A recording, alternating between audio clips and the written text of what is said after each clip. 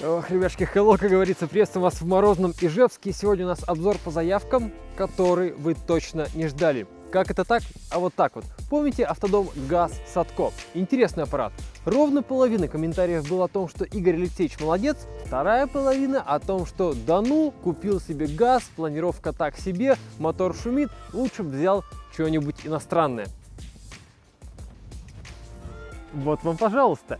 Первое, это иностранное. Второе, совершенно другая планировка, тот же самый форм-фактор и габариты, внедорожник и самое главное, тоже сделано в России. Сейчас сравним, посмотрим, что к чему. Прохладный обзор, поехали.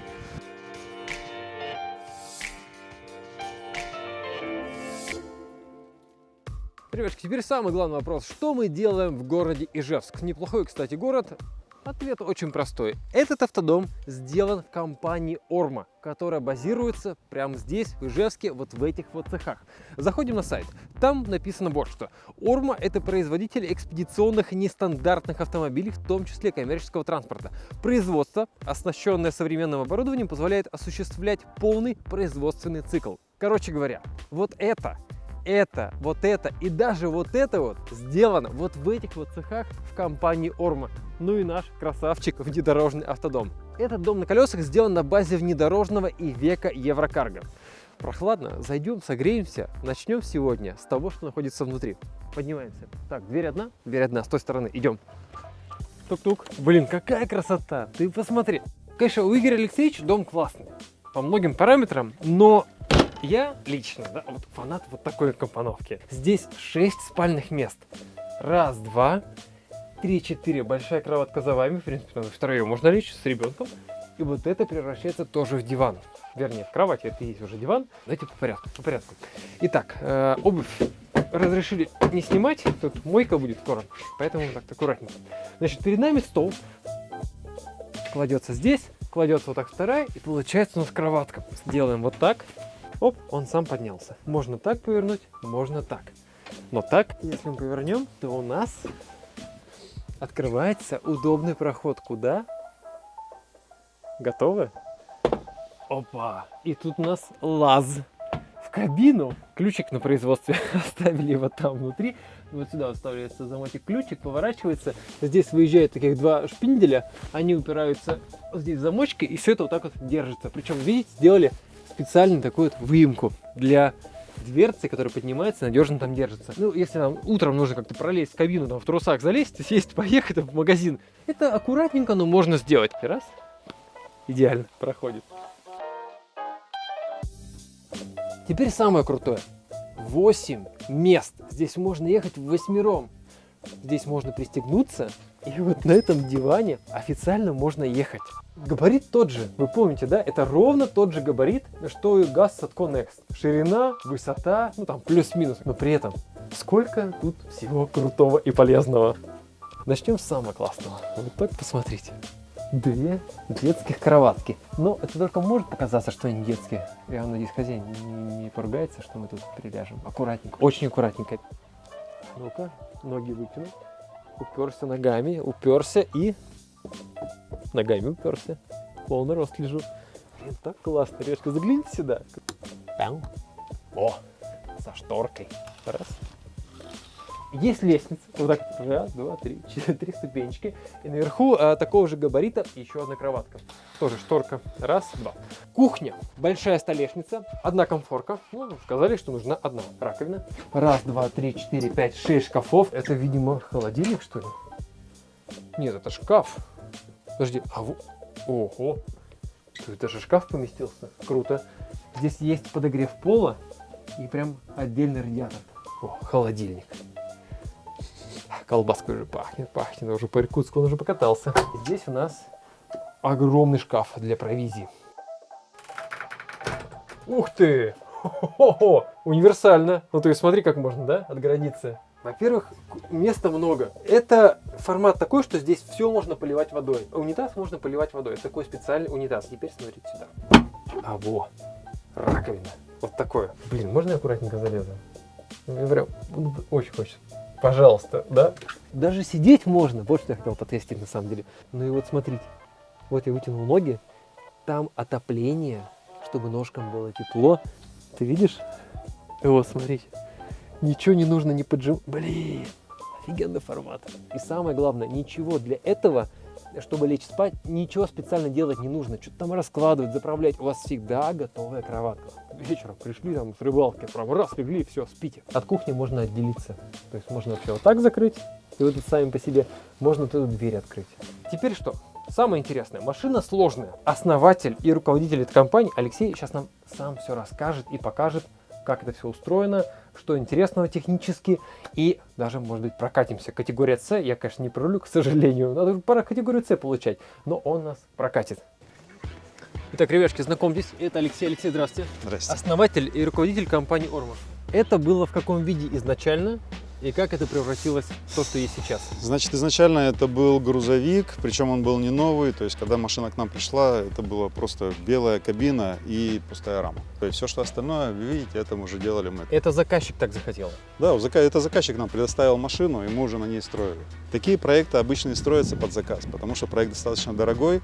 И когда человек строит такую машину, у него обязательно есть какие-то свои фишки, свои нюансы. Потому что человек, который сможет себе позволить заплатить немаленькие деньги за эту машину, да, он как бы скажет: нет, я не хочу здесь вот такой интерьер, я хочу вот такой. Поэтому это только заказные позиции, это прям 100%. В отличие от стоковой машины, что добавилось? От стоковой машины, значит, нужно сказать, что здесь у нас стоит две лебедки гидравлические. Они уже ездили, эта машина уже побывала в иркутских лесах, Так. Они там лазили где-то, там прислали какие-то небольшие видео с размотанной лебедкой там и так далее. Общая масса машины, если я не ошибаюсь, порядка 10 тонн получилось. Но он на это рассчитан. У него больше изначальная грузоподъемность, то есть у него Так. больше максимальная масса, но вот то, что получилось, сейчас в районе 10 тонн. Верхний багажник, плюс на багажнике сверху стоит спутниковая тарелка, вот эта вот беленькая. Кстати, да. Там стоит сыропривод, и она поднимается еще выше. А это интернет или телек? Нет, или это что? телек. Это телек. Чисто телек. Да. Ну, То это есть, желание что вы- заказчика, и, собственно говоря, тарелка тоже его. Откуда-то у него оставалась она, по-моему, от А. каких-то автодомов. Соответственно, давай, говорит, поставим. Ну, давай поставим. А у него еще что ли есть? У него, ну, видимо, да, было. Баки? Баки стоят новые, значит, основной бак, по-моему, 300 литров. И Так. с той стороны есть еще один бак на 200 с чем-то литров. Ну, а тут уже пошло это просто подкузовные ящики. Это ваш уже? Да, это мы делали. То есть под всякий шмурдяк. Значит, здесь генератор 3 киловатта запускается оттуда из кабины. Это вы все сделали, нарастили? Это все сделали мы. Это гидростанция. Сверху стоит вот для задней аппарели. А внизу стоит Что Вибаста. значит гидростанция? Гидростанция? Извините, Ну, это такой устройство, вопрос. которое создает давление масла. То есть вот эта вот Мгм. задняя аппарель, она работает на гидроцилиндрах. Да. Понятно. Вот, соответственно, для ее работы нужна гидростанция. Значит, Мгм. а это система Вибаста, система отопления дома. Система отопления здесь достаточно сложная. Так. Здесь есть теплый пол жидкостный, здесь стоят жидкостные радиаторы, ну и, соответственно, для того, чтобы обеспечивать теплом, стоит вот это вот Вибаста. Что за дверка? Здесь у нас находится грузовой отсек и, соответственно, М, но часть коммуникаций. Для теплого пола, для радиаторов здесь стоит система насосов, и здесь стоит два бака. Один бак для серой воды и один бак для черной воды. Дело в том, что здесь стоит не кемперный Так. биотуалет, здесь стоит яхтенная конструкция. Почему? То есть он не дает запахов лишних. О, интересно. То есть яхтенная конструкция туалета, она предусматривает слив в отдельную емкость. Мгм. И здесь именно так и сделано. Мгм. Вот. А если был бы кемперный, то это химия, которая дает запах и так далее. А если у человека вопрос, он может нам по WhatsApp вам позвонить, в видео сказать? Да, Я у не нас, понимаю, у нас что тут. практически 24/7 поддержка. Серьезно? Это вы все сами, ух ты, так, сами нарастили, все это сделали? Да, это все проектировали конструкторы наши, всю эту систему. Бесшумно? Да, потому что сейчас насосная станция не работает, сейчас просто открылся клапан и перетекает масло из одной в другую. Ну, можно вот эту часть откинуть и сюда Так. закатить еще мотоцикл. А, или еще вниз опускается? Да, да. Круто. И там еще одна лебедка. Здесь стоит вторая лебедка гидравлическая, да. Ага. Здесь есть фаркоп и вот эта вот дуга, противоподкатный брус, он имеет два положения. То есть вот это асфальтовое положение, Так. и его можно поднять вверх, он будет вот здесь располагаться, чтобы не мешать съезду с асфальта. Это второй такой же отсек, то есть отсюда, Мгм. то, что мы уже видели. Ну, обычно какой-то Рундучок. расположен рундучок для Ага. шмурдяка и так далее. Это все штатное, то есть это выхлоп и система AdBlue, мочевина, система мочевина, то есть это Евро 5 Прокатите? прокачу. А какая категория нужна? С. у вас есть? Есть. Садимся. Высоко. А вы так легко прям, да? Ну а как? С такой техникой. Ну да, логично. Я когда 66-й себе купил, пошел, сдал на Газик. права. Да, да. Давайте сразу вот с самых истоков. Как все началось? Как вы к этому пришли? Я попал на выставку в Германию. Но она считается прям самая центровая, наверное, именно по внедорожным автодомам. И вот там я ходил с такими глазами, а там стоят здоровенные маны, мерседесы, Да. там самые топовые производители, Unicat, ExxonMobil, там и же с ними. И я туда прям, хочу. Ну, как бы мы уже... А до этого еще автодома не делали, до Нет, 13-го? нет. А чем, если секрет? Ну, мы занимались коммерческим транспортом, то есть мы делали там машины различные, переоборудование на офисы на колесах и так далее. Кстати, интересно, тоже отдельная тема. Видели ваш аппарат? Да, да, он сейчас в Москве живет. Круто. Да. Я решил купить 66-й. Убить то, что называется, двух зайцев одновременно. Во-первых, машина мне обошлась всего лишь 100 тысяч рублей. Второе, что мне нужна была легенда. А 66-й это же вот у нас же как бы у всех на слуху. Ну, в общем-то, и вот на базе этой легенды мы начали строить автодом. Насколько сложно в плане документов, бумаг, бухгалтерии, там, юридических вещей сделать из этого автодом по закону? Ну, сейчас очень сложно. Да? Сейчас в этом году усложнили процедуру вот всех этих согласований. А это каждый раз индивидуальная процедура под каждую новую машину? Да, конечно. Да. Не, ну если вы уже сделали одну, а потом вторую такую же делаете, Все равно снова. Все равно И снова. сколько это занимает по времени? Ну вот сейчас, с учетом вот этих нововведений, мы уже с некоторыми проектами, по-моему, 3 или 4 месяца бьемся, чтобы оформить. Сейчас мы заедем, заправимся. Сколько стоит заправка автодома? 500 литров. Я вот не могу понять, шум откуда идет. Он как-то есть, но откуда-то вот там... Шум идет вот отсюда. Вот надо, если вот эту перегородку поднять, то шума будет меньше. О, тише стало. Да. То есть ее до конца закрыть, она будет прям сильно тише. Ну то есть вы вырезали в стенку дырку, получается? Да. И если бы дырки не было, было бы прям совсем тихо. Да, было бы тише. Но тогда не было бы возможности перебраться. Так, Алексей, тяжело ли быть производителем автодомов? Наш любимый вопрос. Производителем автодомов в России. Слушайте, производителем в России вообще быть непросто. Если говорить именно про автодома, во-первых, тема в России не особо раскрученная, во-вторых, многим она просто не по карману. Купить именно автодом себе. Купить, да. Сколько вы выпускаете в месяц? Сейчас мы выпускаем 5-6 модулей в месяц у нас уходит. Только для пикапов модулей? Только для пикапов, да. Но это все идет в Европу, и они, в общем-то, еще готовы брать, поэтому мы сейчас наращиваем мощности. Неужели в Европе не хватает модулей для пикапов? Ну, как показала практика, видимо, наши модули вполне конкурентоспособны с европейскими производителями. Круто. Сколько у вас человек работает? Сейчас около 50. 50 человек. То есть у меня работают парни, те, кто прям с основания практически, там, с 2013 года. У меня такой основной костяк.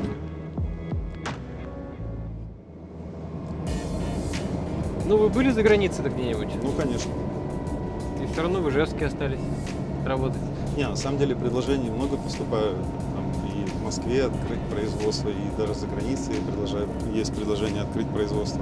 Возможность такая не отметается. Перебраться куда-нибудь в другие места.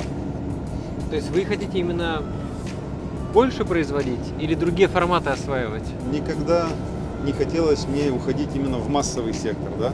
Всегда хотелось оставить какую-то эксклюзивность, оставить какую-то фишку. И никогда мы не старались там упасть сильно в цене. Потому что, как говорят, да у вас дорого, надо сделать дешевле, тогда у вас будут продажи. Сделать дешевле, это значит, нужно подобрать дешевле материалы, Да. нужно упростить, нужно... А зачем? Я считаю, что есть сейчас потенциальный покупатель на тот формат, который мы сейчас производим.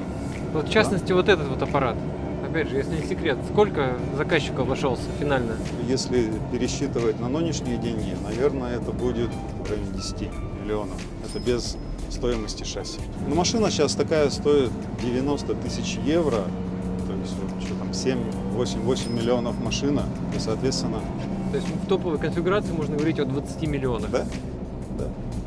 В России есть люди, которые готовы платить, ну, кроме вот человека из Иркутска, 20 Есть люди, ведь машины строятся и в Нижнем Новгороде, если я знаю, ребята строят тоже достаточно серьезные как бы машины. То есть люди, да. А почему их на дорогах не видно? Здесь есть одна нестыковка. Человек, который может себе позволить такую машину, обычно не имеет времени. То есть у него есть деньги, но нет времени ездить на ней. Так, Либо у него есть много времени, но нет денег, чтобы купить такую машину. где найти баланс? Баланс надо искать где-то посередине, как обычно. Но вот я считаю, что неплохой формат, если вот пикап с модулем, уже как бы так намного более сбалансированный, по крайней мере для России.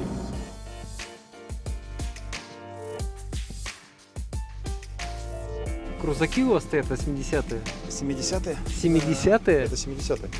А когда он был сделан? Ну, эта машина, по-моему, 13-го года, а там есть машина 21-го года. Сколько стоит? Дорого? По-моему, около 6 миллионов. Может быть. Есть спрос на московских номерах. То есть чей-то уже? Классно. Спасибо, что прокатили. Ребятки, вот такая вот история, вернее, такой вот автомобиль, ну и история тоже, потому что этот автодом только что приехал с выставки, нам дали совсем немножко времени, поэтому извините за легкий такой вот сумбур, местами где-то что-то, может быть, не досказали, не дорассказали, потому что машина прямо сейчас уезжает на доработку, а потом снова в Иркутск. Человек ее уже купил, катается на ней там и будет кататься еще больше, ставят пневмоподвеску. Ориентир стоимости недешево, мы, честно говоря, удивились, 20 миллионов рублей.